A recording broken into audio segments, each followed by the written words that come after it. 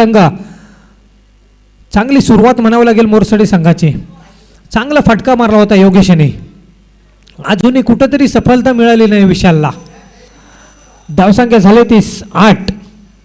4 चेंडू आणि 8 धावा. सुंदर सुरुवात म्हणावं लागेल मोरसडे संघाची. आता पंचांकडून दंडित करण्यात येते विशालला. नोचा इशारा आणि फ्री हिट असणार आहे मोरसडे संघासाठी, योगेशसाठी. आता या फ्री हिटचा पुरेपूर फायदा घेतील का योगेश आपल्या संघासाठी? कारण फ्री हिट म्हटले तर फलंदाज हे नेहमी खुश असतात आणि आक्रमक होत असतात. या आत्ता मात्र चांगलं कमबॅक म्हणावं लागेल विशाल यांचा. नोचा इशारा पंचांकडून आला होता, परंतु पुन्हा तोच चेंडू भिरकावून दिला निर्धार स्वरूपामध्ये. एक अवांतर धाव आली मात्र, परंतु फ्रीडचा चेंडू त्यांनी निर्धार स्वरूपाचा हाताळला. आणि पुन्हा एकदा काय गोलंदाजी पाहायला मिळते आपल्याला. चांगला क्षेत्ररक्षण पाहायला मिळते आपल्याला मयूरच्या स्वरूपामध्ये.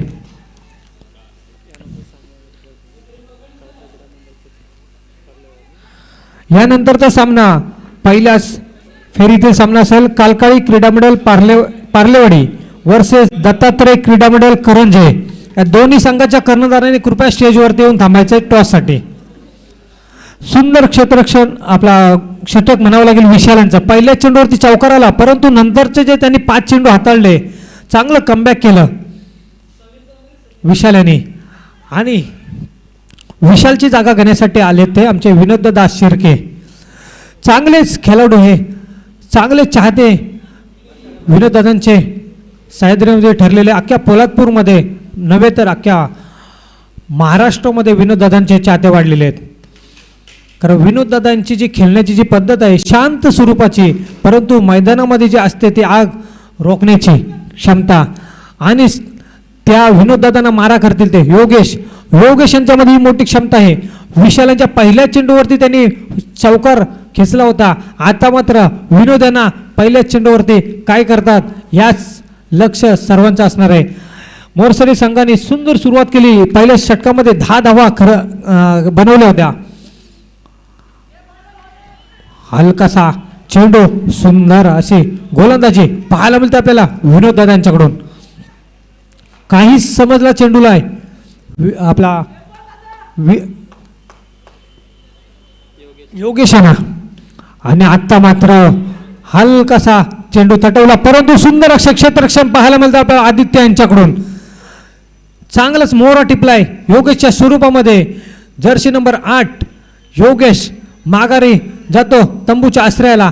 हा सामना नक्कीच रोमांचक असा पाहायला मिळेल आपल्याला. दोन्ही बलाढ्य तालुक्यातले असे नावांचक स्पर्धेमधले बक्षीस पात्रातील संघ आमने सामने दुसऱ्याच फेरीमध्ये समोर येऊन ठेपलेले आहेत.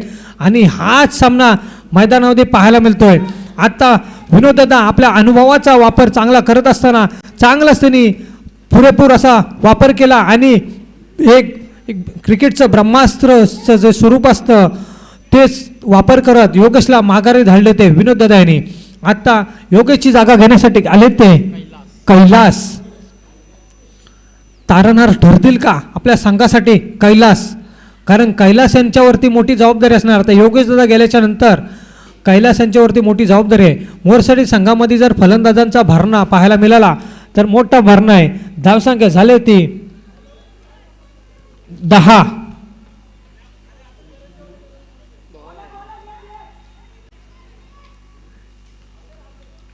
एक धाव घेण्यामध्ये यशस्वी ठरला तो मोरसडे संघ. धावसंख्या झाली ती 11. 3 चेंडूमध्ये 1 धाव फक्त खर्च केले विनोददादा यांनी. जवळजवळ 42 वर्षाचे असताना विनोददादा मैदानामध्ये काय कामगिरी करत असतात. आणि तितकंच त्यांच्या समोर जवळजवळ 40+ आहेत गणेश दादा हे. आणि आता दोन्ही अनुभवी असे गोलंदाज फलंदाज. आणि तोच आता मात्र काय असं चतुराईने उत्कृष्ट क्षेत्ररक्षण पाहायला मिळतंय. नक्कीच आपल्या धावासाठी संघासाठी 2 धावा नक्कीच वाचवले ते मयूर यांनी. 1 धाव वाचवलेली आहे. टोटल 3 धावा घेण्यामध्ये यशस्वी ठरला तो मोरसडे संघ. लेग बाईच्या स्वरूपामध्ये 3 धावा मिळवण्यामध्ये यशस्वी ठरला तो मोरसडी संघ. धावसंख्या झाली ती 14. ह्याच धावांची गरज आहे आपल्याला. चांगलं टार्गेट सेट करू शकता.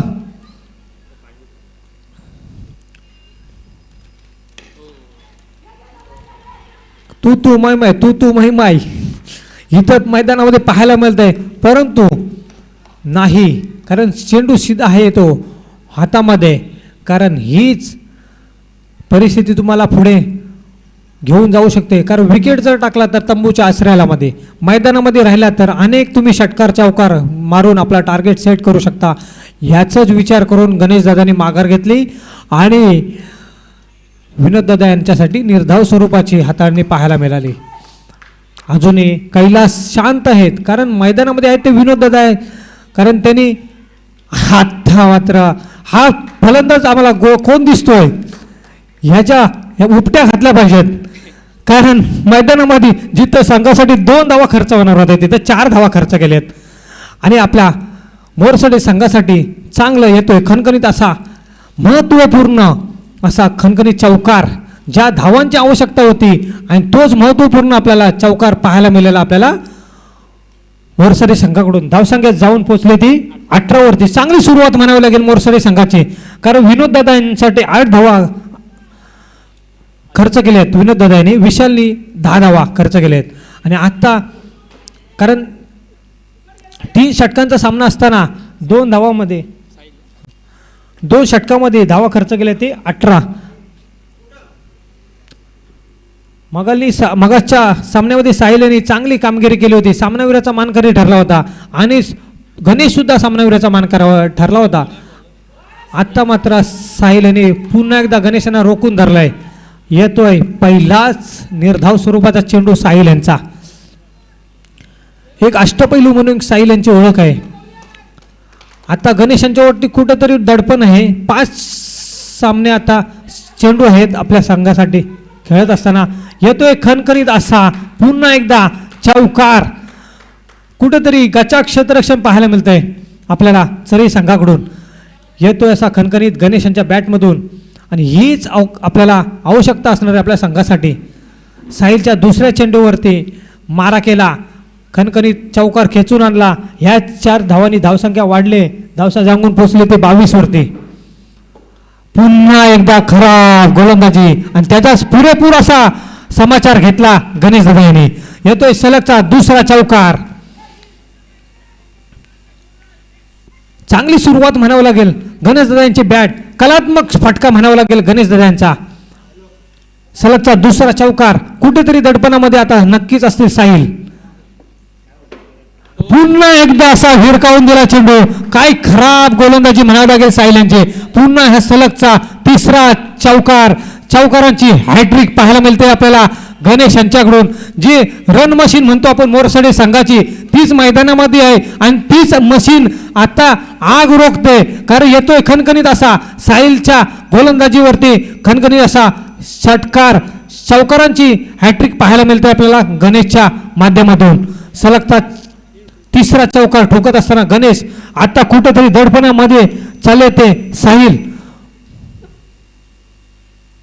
पुन्हा एकदा साहिल याने मारला, परंतु तितकाच कमबॅक म्हणावं लागेल साहिल यांचा. आक्रमक स्वरूपाचा फटका होता, परंतु चेंडूने उंची जास्त घेतल्यामुळे येतो हा झेलबाज स्वरूपाचा.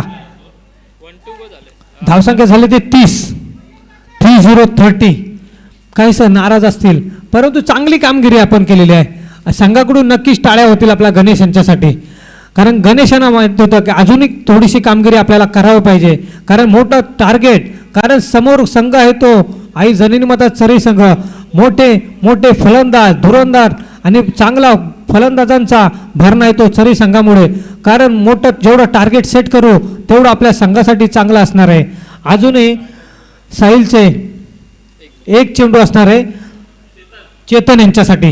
ह्या चेंडूवरती काय करतात आणि आत्ता मात्र चेतन याने भिरकावून चेंडू दिला, परंतु तिथं असणार आहे उदयनमुख खेळाडू बंटी गायकवाड यांच्याकडून झेल सुटणार नाही आम्हाला माहित होतं. परंतु जोपर्यंत झेल होत नाही तोपर्यंत हा झेल दिला जात नाही. चेतनच्या स्वरूपामध्ये विकेटचं पतन होत आहे. मोरसाडे संघाची धावसंख्या झाली ते 30. जिंकण्यासाठी त्या 2 धावा पेनल्टीच्या मायनस होती प्लस होतील. जिंकण्यासाठी टार्गेट असेल ते 33. तरी संघाच्या कर्णधारांनी याची नोंद घ्यायची आहे. 18 चेंडू आणि 33 धावांची आवश्यकता असणार आहे.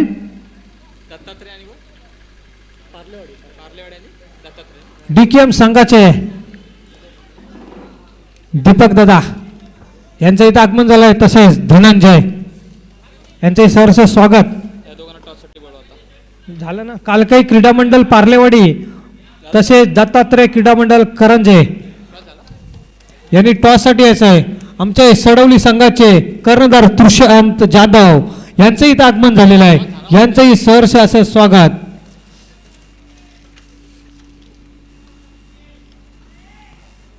चरी संघासाठी 33 धावांचं आव्हान असणार आहे. 18 चेंडू आणि 33 धावा.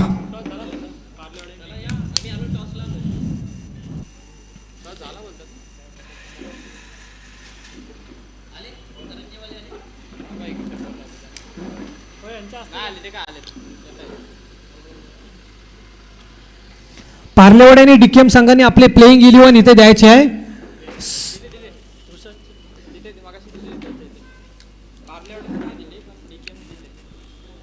चला थोडंसं स्पीडअप घ्यायचं आहे गणेश दादा. जिंकण्यासाठी 33 धावांचं आव्हान असणार आहे. मोरसडे संघाच्या धावा झाल्या ते 31 आणि पेनल्टीच्या 2 धावा अशा टोटल 30 धावा झालेल्या आहेत आणि पेनल्टीच्या 2 धावा अशा 33 धावांचं आव्हान असणार आहे मोरसडे संघाकडून. आई जननी माता चरी संघाकडून फलंदाजासाठी चालले ते जर्सी नंबर 27 विनोददादा शिर्के, जर्सी नंबर 45 किशोरने साहिलची जर्सी घालून गेलाय. कायची टी शर्ट लकी असणार आहे.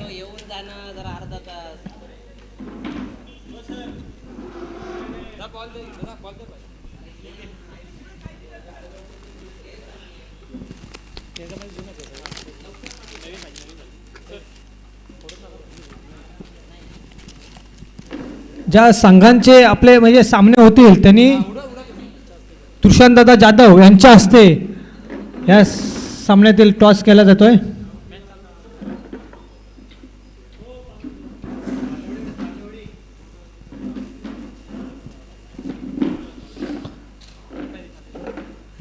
तेहतीस धावांचं आवश्यक आव्हान असणार आहे मोरसाडे संघासमोर, चरी संघासमोर. हा सामना नक्कीच रोमांचक असा पाहायला मिळेल प्रेक्षकांसाठी, कारण दोन्हीही बलाढ्य एक बक्षीस पात्रातले संघ आमने सामने येऊन ठोपलेले ते दुसऱ्या फेरीमध्येच.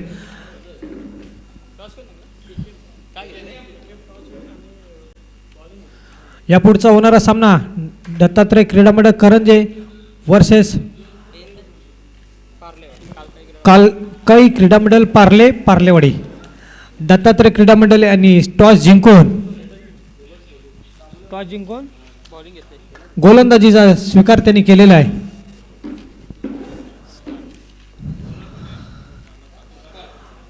गोलंदाजासाठी आले ते प्रकाश. मोठी कामगिरी करायला लागेल प्रकाशांना. प्रकाशासारखं चमकावं लागेल मैदानामध्ये, कारण मैदानामध्ये समोर आहे ते विनोददादा शिर्के, तालुक्यातील आदर्श खेळाडू म्हणून विनोददादा यांच्याकडे पाहिलं जातं.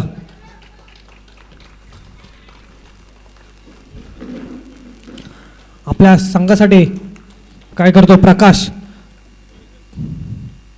पहिलाच चेंडू खेळून काढलाय आणि तितके सुंदर असे क्षेत्ररक्षण पाहायला मिळते आपल्याला. रोहित जर्सी नंबर 05 सुंदर अशी कामगिरी पाहायला मिळते आपल्याला.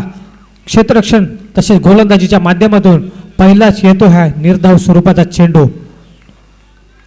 प्रकाश चांगली गोलंदाजी करत असताना दुसरा चेंडू हाताळण्यासाठी सज्ज मारा करतील विनोदना. आणि आता मात्र विनोदनी भिरकावून चेंडू दिला. येतोय खणखणीत असा षटकार. 2 दिले.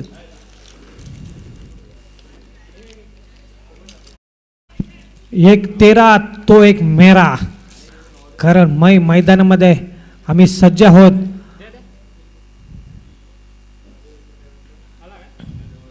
पहिलाच प्रकाशसाठी तर दुसरा विनोद दादांसाठी दुसऱ्या चेंडूवर खणखणीत असा षटकार खेचला.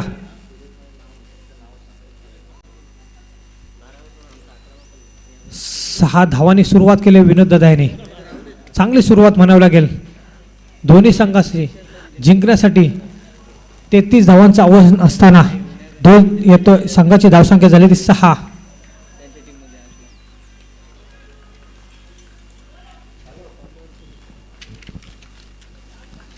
प्रकाशचा तिसरा चेंडू विनोद यांच्यासाठी. पाहूया आपण काय करतात.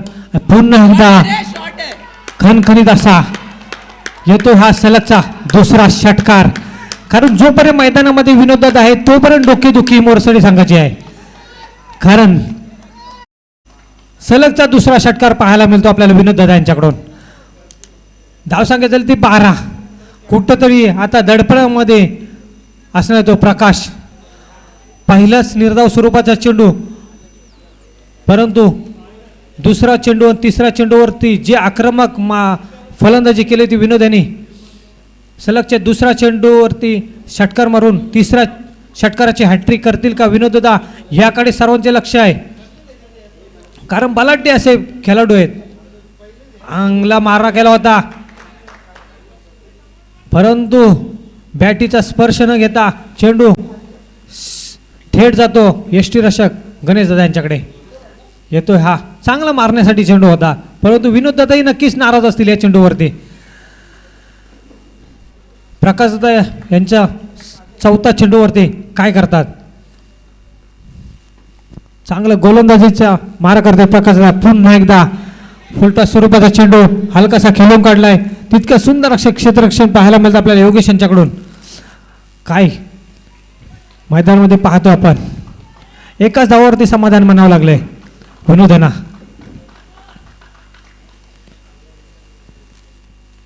धावसंख्या झाली ते 13.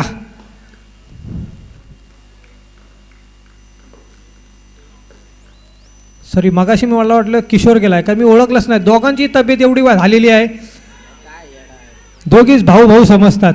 आणि पुन्हा एकदा साहिल. मागच्या 2-3 वर्षाचा विचार केला तर साहिल आपल्या संघाला नक्कीच नाराज करतायत आणि स्वतःही त्यांच्या कामगिरीवरती नाराज असतील. आता मात्र चांगल्या स्वरूपाचा झेल झालाय मोरसरे संघाकडून. विकेटचं पतन होतंय साहिलच्या माध्यमातून. कारण मागच्या सामन्यामध्ये साहिलने वैयक्तिक 15 आणि 2 धावा घेऊन सामनावीराचा पुरस्कार आपल्या नावावरती केला होता. आता मात्र साहिलची जागा घेण्यासाठी गेले ते किशोर. जिंकण्यासाठी अजूनही रोमांचक मोडवरती सामना येऊन पोहोचलाय. 12 चेंडू आणि 20 धावाची आवश्यकता आहे. कारण अशीच जर कामगिरी केली मोरसडे संघाने तर नक्कीच आपण विजयाच्या दिशेला जाऊ शकताय. आणि जर विनोददादा मैदानामध्ये तसेच जर तळ ठोकून थांबले तर नक्कीच आपण विजय घेऊन येऊ जाऊ शकता. आता गोलंदाजासाठी आले ते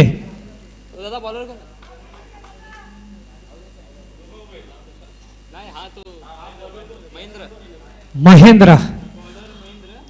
मोरसरे संघाची जादू म्हणतात ते महेंद्र, जर्सी नंबर 25.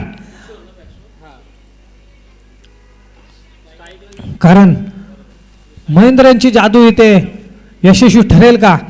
कारण इथे जादूचे बादशाह, षटकारांचे बादशाह म्हणावं लागेल विनोद दादा है ना, हे मैदानामध्ये अजूनही सज्ज आहेत.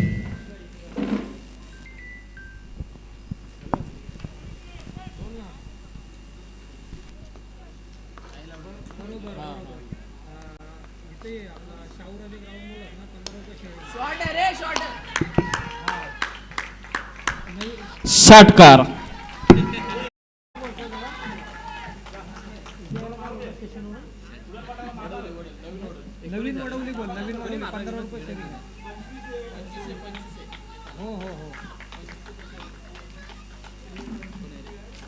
पहिल्याच चेंडूवरती सुंदर गोलंदाजी पाहायला मिळते आपल्याला महेंद्र यांच्याकडून. परंतु कसा गोलंदाज जेवढं महत्त्वाचं असो तेवढं फलंदाजी समोर तगडा आहे, बॅटचा आहे. त्यामुळं ह्याच्यामध्ये रिझल्ट आपण सांगू शकत नाही.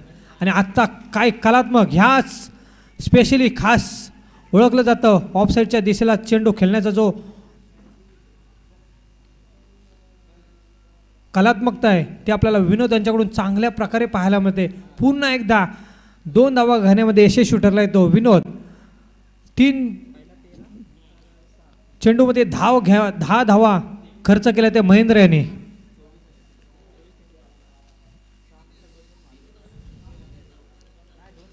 पुन्हा एकदा तोच मारा, परंतु तितकी सुंदर अशी गोलंदाजी पाहायला मिळते आपल्याला. येतो हा निर्धाव स्वरूपाचा चेंडू महेंद्रच्या स्वरूपामध्ये रोखून धरलाय विनोदाना. 4 चेंडूमध्ये 10 धावा खर्च केल्यात महेंद्रने. पुन्हा एकदा येतोय हा गगन भरारी असा खणखणीत असा षटकार. धाव संख्या झाली ते 30. जिंकण्यासाठी अजून 3 धावांची आवश्यकता आहे. 33 बनवायचे ना. जिंकण्यासाठी अजूनही फक्त 3 धावांची आवश्यकता आहे आणि ह्या 3 धावा कशा पद्धतीने विनोद दादा पूर्ण करतात यावर हे सर्वांचे लक्ष आहे. वाह, काय गोलंदाजीचा मारा केलाय, परंतु तितकी चतुराईने खेळून काढलं विनोद दादा याने. ह्या चेंडूवरती 2 धावा घेण्यामध्ये यशस्वी ठरले ते विनोद दादा. जिंकण्यासाठी अजूनही 1 धावांची आवश्यकता आहे.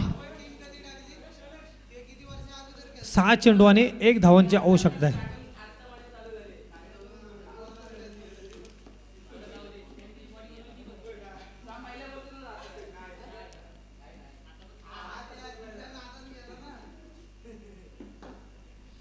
किशोर यांच्यासाठी 1 चेंडू असेल. किशोर या चेंडूवरती काय करतो? संघाला जिंकण्यासाठी 1 चेंडूची आवश्यकता असताना षटकार मारतोय, चौकार मारतोय की हलकी 1 धाव काढून आपल्या संघाला विजय मिळवून देतोय का? इकडे चेतन मिडल ओव्हर टाकतोय. मिडल ओव्हर टाकली तर आपला संघ नक्कीच विजयी होईल, कारण इथं कंपल्सरी चेसिंग आणि कंपल्सरी ड्रेसिंग आहे. चांगली गोलंदाजी केली होती, परंतु चेंडूने उसली घेतली आणि चांगला कलात्मक फटका पाहायला मिळाला आपल्याला किरोच्या स्वरूपामध्ये. अभिनंदन अभिनंदन अभिनंदन. आई जननी माता चरी संघाला उपांत्य 3ऱ्या फेरीसाठी शुभेच्छा. तसे येणाऱ्या पुढील काळातल्या टुर्नामेंटसाठी जय हनुमान मोरसडे संघाला खूप खूप शुभेच्छा.